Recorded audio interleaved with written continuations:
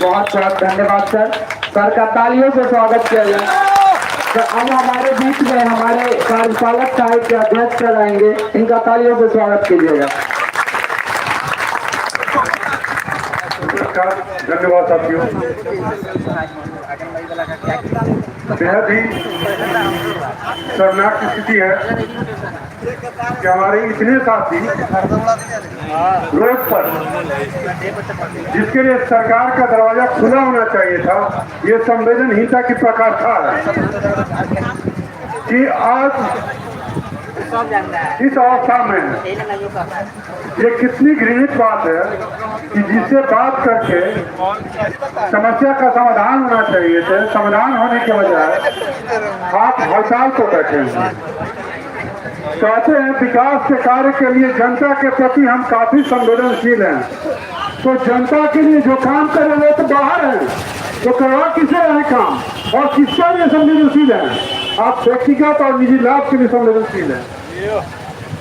अगर ये अमीन, ये इंजीनियर यहाँ रोड पर बैठ रहे हैं तो वहाँ कौन काम कर रहे हैं जनता का, और किसके आधार पर आप ये कह रहे हैं कि हम बहुत काम कर रहे हैं, बहुत जनता के बारे में सोच रहे हैं? अगर जनता के बारे में सोच रहे हैं तो हम कभी जो यहाँ पर हैं वो किसके हिस्से के हैं? क्या ये हमारी कमाई अमेरिका या लंदन जाती है?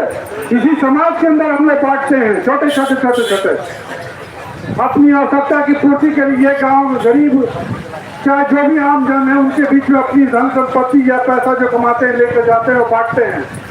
ये कैसी लोकतंत्र है और कैसा समाजवाद है जहां समाज के लोग को ही वंचित करने के लिए जो इनकम का रास्ता बिहार का, उसी को बंद कर दिया जा रहा है।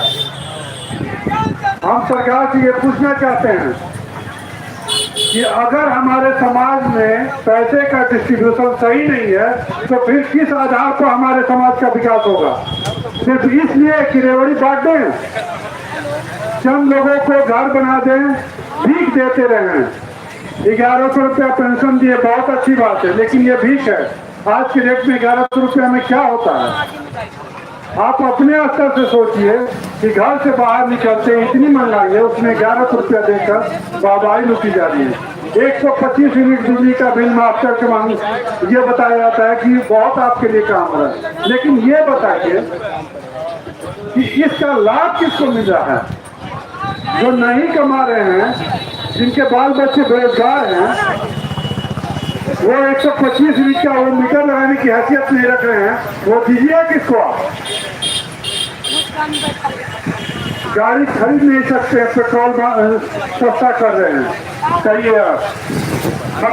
मकान में रहने लायक स्थिति नहीं है, लेकिन मकान बना रहे हैं। रोड बन रहा है, चलने की स्थिति नहीं। अरे आज खाली पेट में तो रोड पर गिर जाएंगे मुट्ठा खा के, पीछे से गाड़ी चढ़ा के चल जाएगा। हमारे राज्य के लोग तो ऐसे ही मर जाएंगे। ये गाड़ी आएगी गुजरात से कैसे चल जाएगी, बॉम्बे से आएगी चल जाएगी। बिहार में क्या बचा है? भुखमरी, खरीद पाएंगे? कोई चीज नहीं। आज जो भी रोजगार है ऑनलाइन है। आप यहाँ पर देख लीजिए कि मार्च में जो तैयार हो रहा है मजदूर वर्ग, जो पहले बाहर जाता था वो तो था ही, यहाँ पर जो लोग काम करते थे उनके जीवन यापन पर भी कितना प्रभाव पड़ा। 10,000 और 5,000 के लिए लोग गाड़ी से दिन भर सामान बांटते चल रहे हैं और उनका जीवन भी कुत्ते और जानवर की तरह छोड़ दिया गया है, कोई सुरक्षा नहीं। तो इन सारी चीजों पर अपनी व्यवस्था पर अगर ध्यान दीजिएगा तो हमारे लिए सरकार क्या कर रही है, ये अपने आप में एक प्रश्न चिन्ह है। एक तरफ कहते हैं लाखों लाख हम रोजगार बांट रहे हैं, और यहाँ तो एक तरफ से हटाया जा रहा है, दूसरे नए को लाया जा रहा है, और ये प्रक्रिया निरंतर चल रही है। जो नए आ रहे हैं वो खुश है कि हमें रोजगार मिल गया, अब पुराने बाहर होते जा रहे हैं, और ये निरंतर चल रहा है। कार्यपालक साहब इसका बहुत अच्छा भुगतान है। तो इन सभी चीजों पर ध्यान देना होगा, और हम लोगों को अपनी लड़ाई सरकार से जमकर लड़नी होगी। और आप लोग से आग्रह करते हैं कि जब तक सरकार वापस ना बुलाए, इस आंदोलन को और तीव्र करिए।